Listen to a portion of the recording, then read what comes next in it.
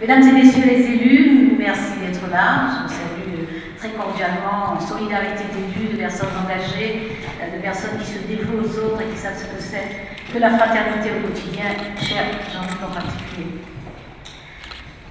Cher Nicolas Noguet, président du refuge, monsieur le directeur général, Frédéric et surtout toute l'équipe du refuge, madame la directrice générale et toute l'équipe de Randstad, mesdames et messieurs membres du jury, mesdames et messieurs, chacune, chacun d'entre vous qui est là, présent, merci pour l'accueil très chaleureux que vous m'avez réservé. Je suis extrêmement heureuse d'être là, d'abord parce que ça fait du bien, les accueils chaleureux, le sentiment d'amitié, de fraternité, de solidarité, de proximité, ça fait évidemment du bien, notamment lorsqu'on vit au quotidien dans un univers de grande violence.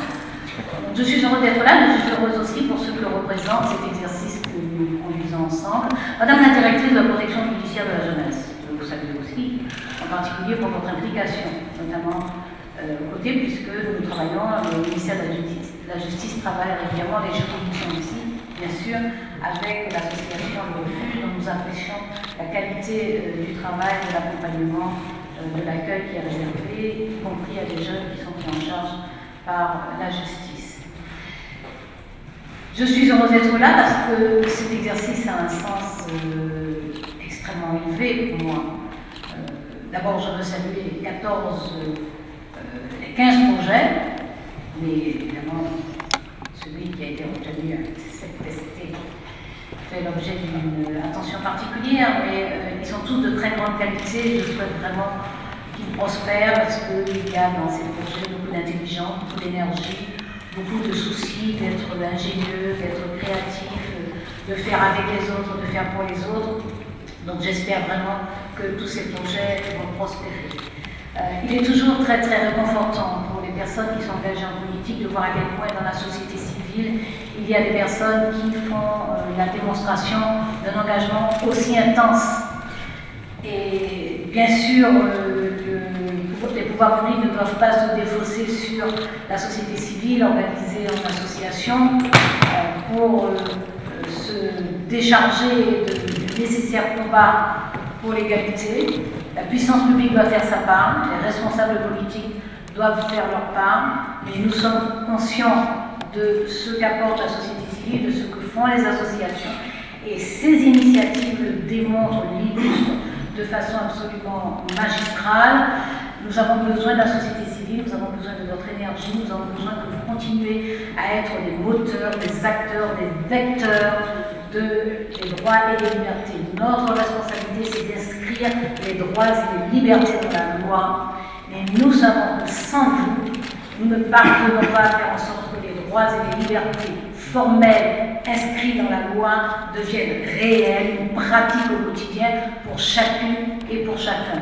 Cet engagement, nous devons le reconnaître, mais pas seulement le reconnaître verbalement, nous devons le reconnaître en vous permettant d'être adossés aux structures administratives, aux moyens de l'État, aux logistiques de l'État, et vous donner parfois les moyens, vous accompagner parfois lorsque c'est nécessaire, de façon à ce que vous fassiez irriguer dans la société cette réalité des droits et des libertés. Nous le faisons, je le disais, dans la loi, et j'en reviens à cette loi de 2013, qui malheureusement, par la virulence des débats, par les dérives, par les débordements, par les déviances, ont exposé les personnes homosexuelles à des violences verbales, à des violences physiques, à des violences psychologiques. Et nous avons été témoins d'un moment d'hystérie, de paroxysme dans notre société.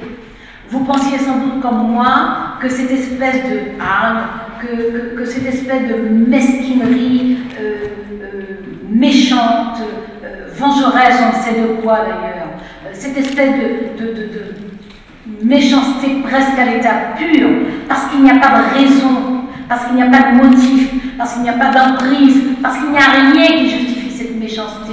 Nous ne pensions pas qu'elle existait encore, qu'elle traversait encore des esprits, qu'elle traversait encore notre société. Nous avons été témoins de ça, témoins éberlués dans un premier temps, mais témoins combatifs, chacune, chacun, à sa place, nous avons été les témoins combatifs et nous nous sommes promis, même sans mots, même sans nous le dire, même sans nous voir, nous nous sommes promis de transformer la société et de faire en sorte que ce spectacle lamentable auquel nous avons assisté ne soit juste plus possible dans cette société.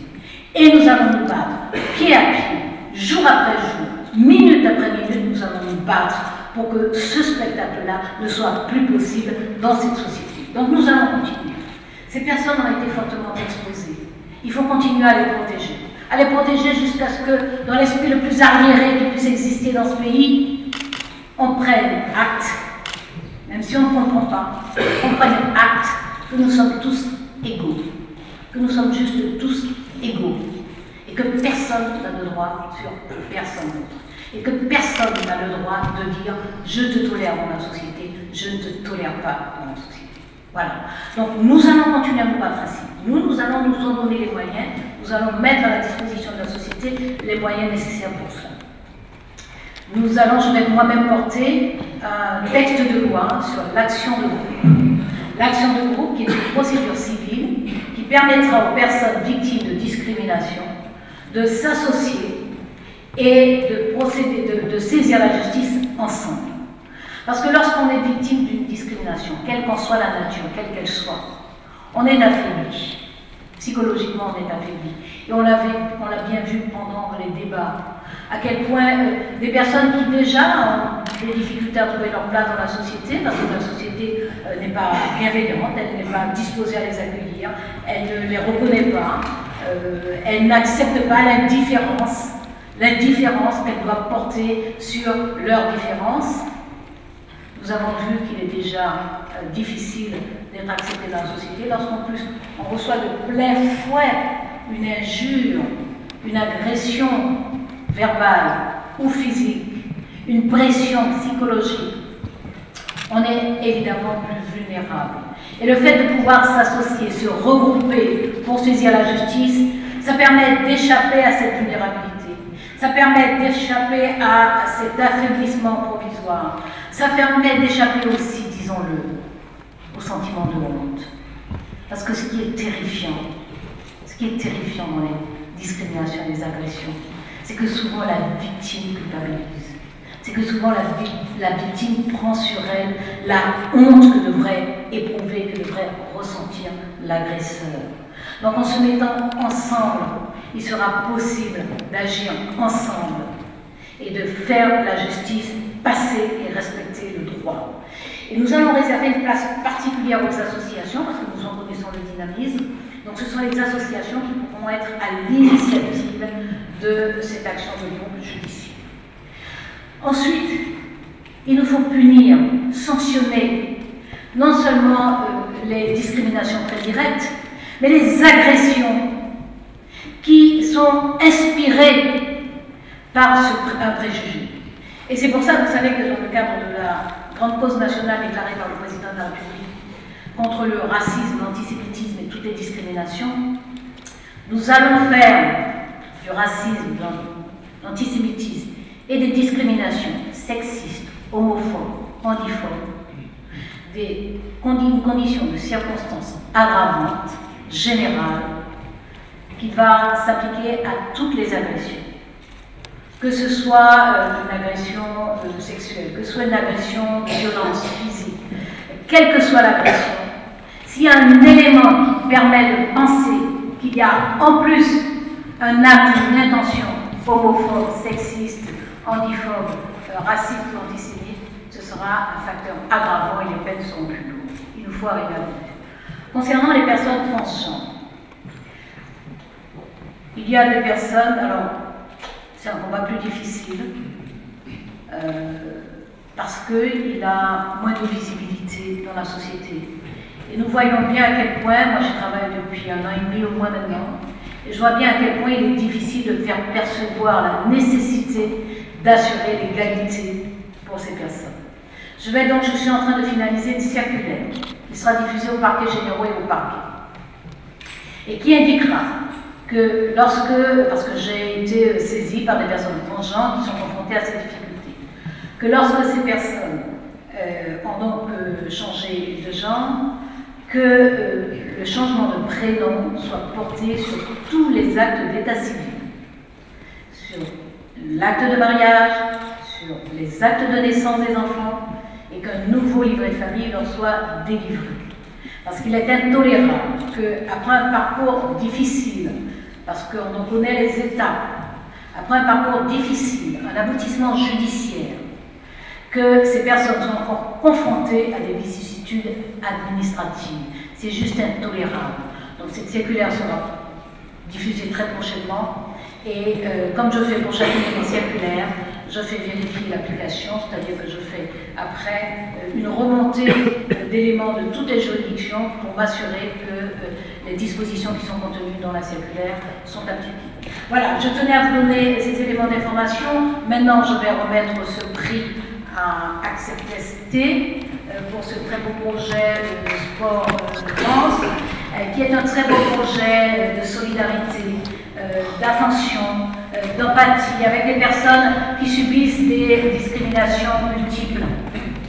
Et le fait d'avoir pensé au sport comme lieu d'échange, de contact, de partage est une très très belle idée pour ces personnes qui souvent elles-mêmes sont confrontées à des tas de fragilités civiles, sociales, économiques, sanitaires. Il y a là, dans ce projet, une démarche qui est extrêmement stimulante. En plus, le fait de l'accompagner d'un reportage photographique et d'un projet documentaire, cela permettra, avec cette intention d'exposition du documentaire, non seulement de faire des choses pour les personnes concernées, mais de le partager avec l'ensemble du pays, parce qu'il est important que nous marchions ensemble vers l'égalité totale. C'est ensemble que nous allons y parvenir. Il n'y a pas une communauté de personnes qui se battent pour leurs droits, il y a la société tout entière qui évolue, qui progresse et qui s'élève lorsqu'elle reconnaît les droits de chaque citoyen. Et c'est ainsi que nous allons le faire. Et lorsque nous parlons de vous, nous parlons de nous. Nous parlons de nous. Et lorsque nous parlons de nous ensemble, disons-le clairement, nous parlons d'amour. Nous parlons d'amour. Et nous devons oser le dire, clairement et simplement. Clairement et simplement, nous parlons d'amour. Et que serais-je sans toi? Que serais-je sans toi, de ma rencontre? Que serais-je sans toi, qu'un cœur au bois dormant? Que cette heure arrêtée au cadran de la montre? Que serais-je sans toi, que ce balbutiement?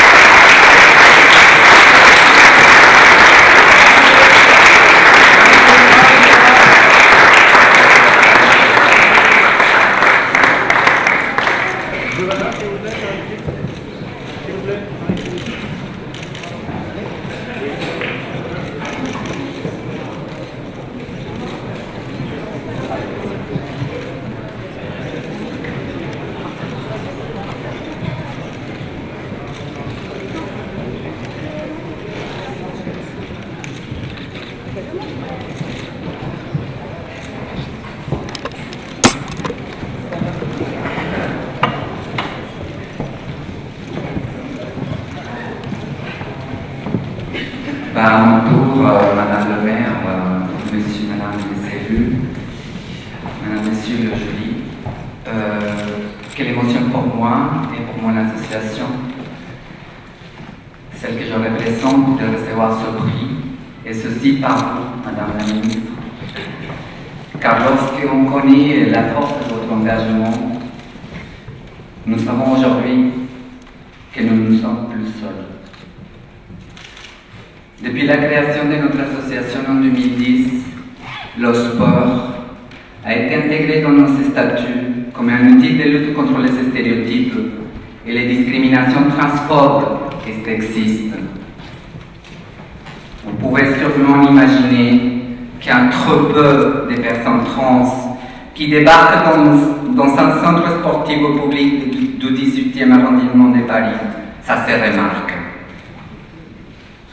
Eh bien, je vous rassure, c'est bien ça que nous voulons, ne plus être invisible. Et pourtant, ça reste difficile d'oublier certains regards, certaines attitudes, certaines remarques.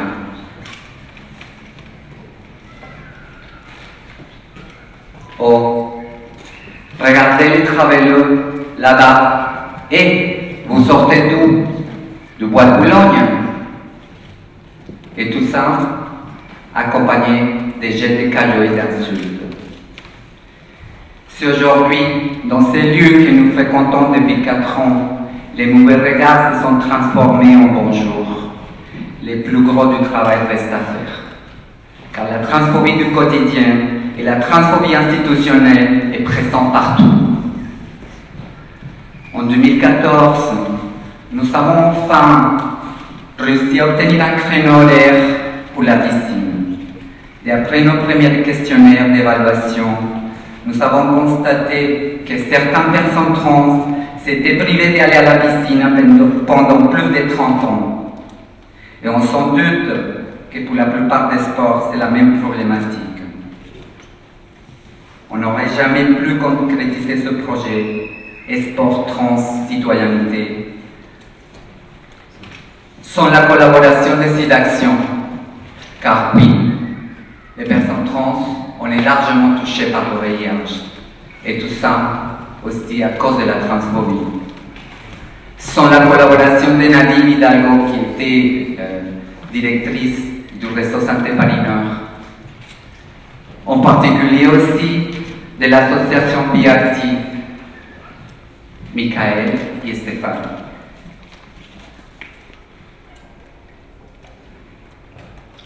À qui je remercie énormément, c'est notre maître nageur, qui anime aussi les activités physiques adaptées.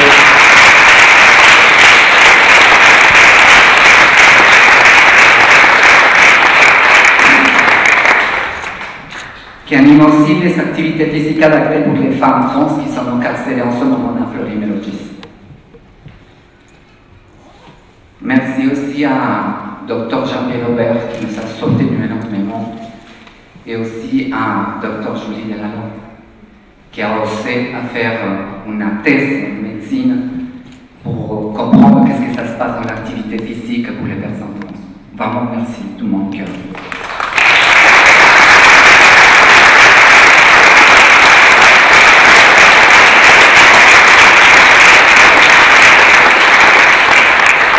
Merci à Karine et à Christine qui sont là devant nous. Depuis la création de ce projet, il vient derrière nous tout le temps pour l'enregistrer, pour avoir des traces, pour faire un documentaire, une exposition photo, pour faire de la visibilité à travers le sport. Merci beaucoup.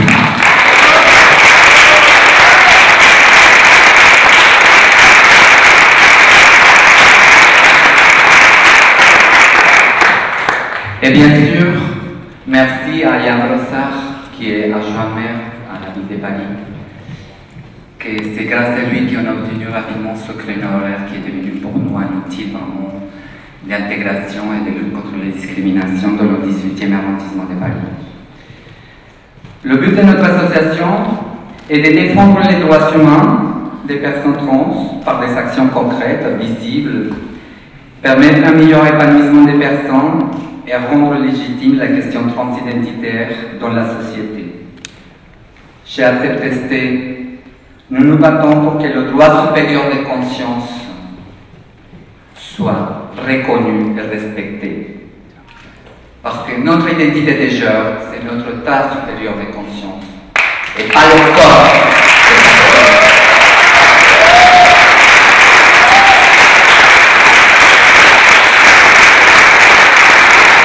On peut être reconnu avant tout comme des êtres humains. Merci au refuge. Ça reste vraiment une belle trace dans mon cœur et dans ma mémoire. À l'Institut Oransta, à l'ensemble de Julie, Jean-Luc Romero, merci beaucoup. Ce prix représente pour nous une grande avancée dans la reconnaissance de nos actions illégitimes, ce que nous allons continuer, parce qu'on va continuer à jouer sur le terrain et en dehors.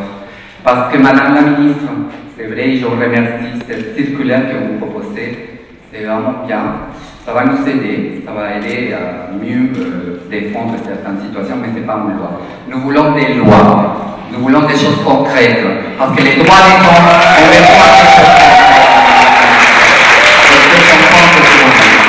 Et je suis vraiment touché que vous ayez accepté les défis, parce que c'est un défi aussi, parce que je sais que ce n'est pas facile de faire passer une loi.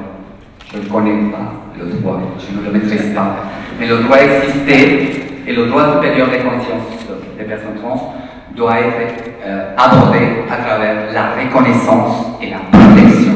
Et la protection, c'est évidemment une loi comme celle de l'Argentine, Madame la Ministre, une loi qui abolira définitivement la stérilisation des personnes trans dans le monde entier. Et on a un rôle en tant que France, pays des droits de l'homme, qui doit lancer un vrai message au monde entier d'espoir et de dignité et de respect de la condition de notre vie. Merci beaucoup à vous tous et je vais dédier ce prix. Et je veux bien, Madame la Ministre, que vous nous offrissez vraiment un moment important parce que ce prix, c'est pas moi, j'étais seulement le révélateur d'un combat et je vais continuer. Je remercie à tous les membres de mon association ACEPTST qui vont venir ici, venez devant.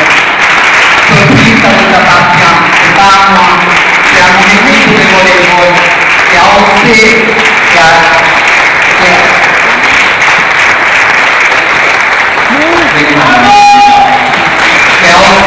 sortir de l'ombre, qui a osé vraiment dire on peut, on va y arriver. Les personnes trans sont capables de faire du sport et aimer.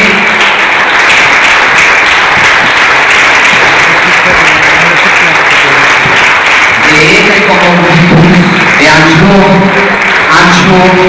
ce sera une présidente trans, une ministre de la justice trans.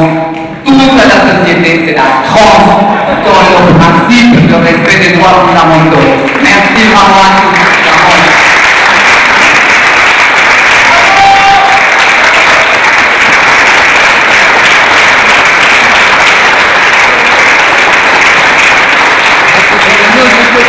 Et maintenant, je crois que je ne peux plus préparer.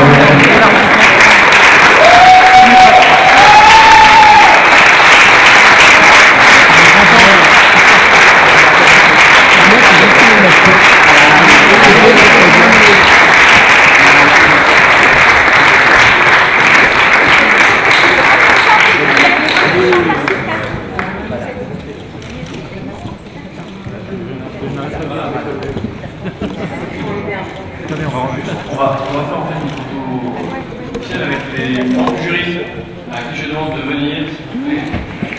Et on va garder les lauréats sur la et on va demander aux lauréats de venir nous rejoindre. Les membres du jury. Ah ouais, quand tu seras visualisé, tu vas faire les doigts à l'envers.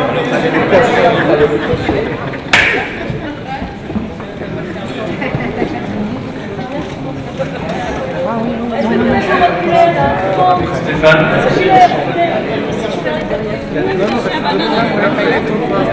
Là, trop pas. Après avec mes copines. cas, Stéphane, tu remarqueras que non seulement elle sait écrire, mais elle sait chanter.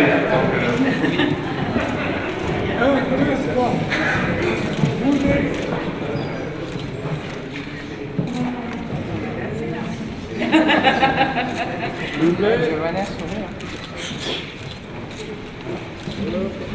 Le gagnant.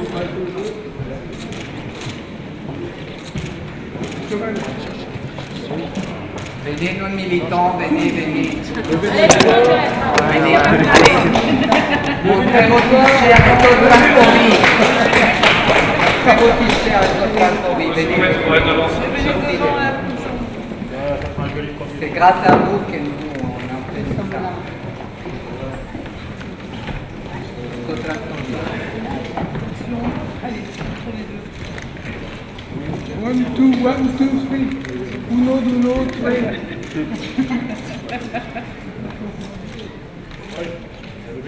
Tout le monde, enthousiaste. Bien, le sourire, on va venir. Gracias. Gracias, la vida. Gracias. Alors merci à toutes et à tous. On vous invite du coup à boire un verre de l'amitié, à échanger, à partager un verre de l'amitié.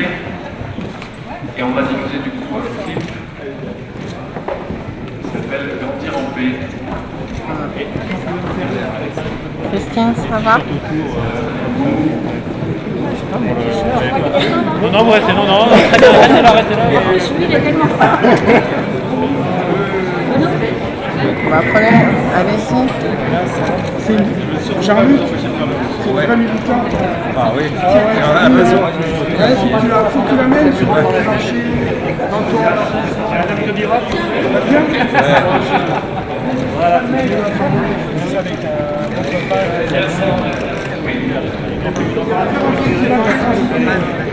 Tout est voilà. Je sais qu'on a une commission. Il y a même à mon téléphone, je voulais me prendre dans son équipe à droite. Alors moi j'ai alors je me prends non, moi je vais pas me laisser la de toute façon, On a du mal à célébrer les mariages.